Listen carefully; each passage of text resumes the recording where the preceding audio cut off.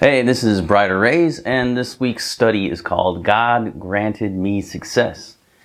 And we're looking at Genesis 27, 1 through 29. Let's begin. Now, this week we start a new series on the life of Jacob.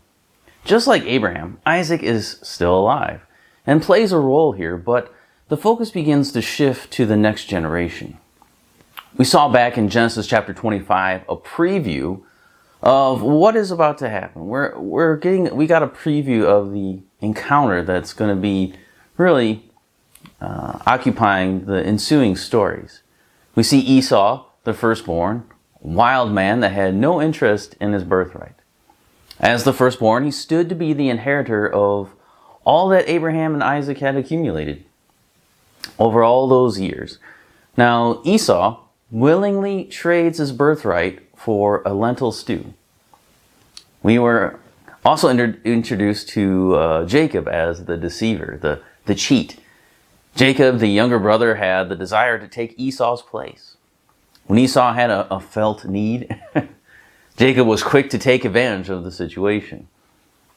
This aspect of Jacob's personality, the desire to get ahead at the expense of others, will show up again and again in later stories.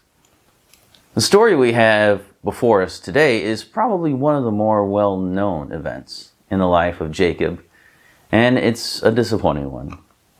Everyone in this story is a failure. The sins of Isaac, Rebekah, Jacob, and Esau are all on display here. The great patriarchs of our faith are shown to be just as they are, just as we are, sinners. We also have before us a demonstration of the sovereignty of God and the responsibility of man. I remember as a young Bible college student trying to grapple with these concepts. How can and how does God use the sinful and rebellious acts of people to accomplish His will and eternal decrees?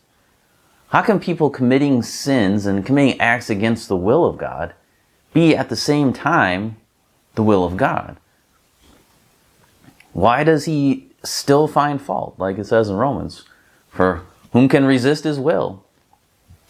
In some ways, I still grapple with those ideas, but that's because my mind is only finite. I can't understand the infightness. How do you say that word? Anyway, the infinity of God's mind. But because I'm bound by reality, I'm bound by time. I can't think outside of that.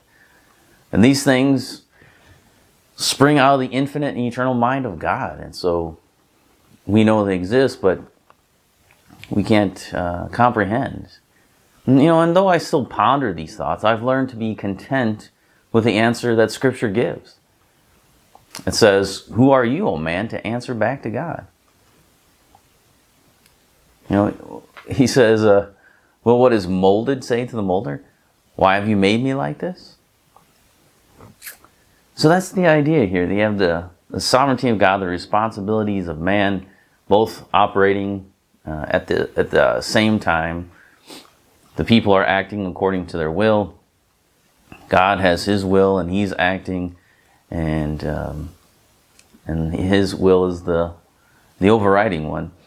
And so you see that happening in this story that we're going to look at, as Jacob and Esau, kind of battle for this blessing that Isaac has. It's really the passing on of the covenant blessings of Abraham. And so who's going to get it? Who's going to win? Remember that God's already said who's going to get it. And so really the question is God going to win? Even if Isaac and Esau are working against God, and even if Jacob and Rebekah are sinful, will God win? Will His way override everyone else? And will what He wants happen? That's the question as we enter into this story. And who's responsible? For what? And hopefully sort some of those things out as we go through this study. So come back next time and we'll see the beginning of the story here in Genesis.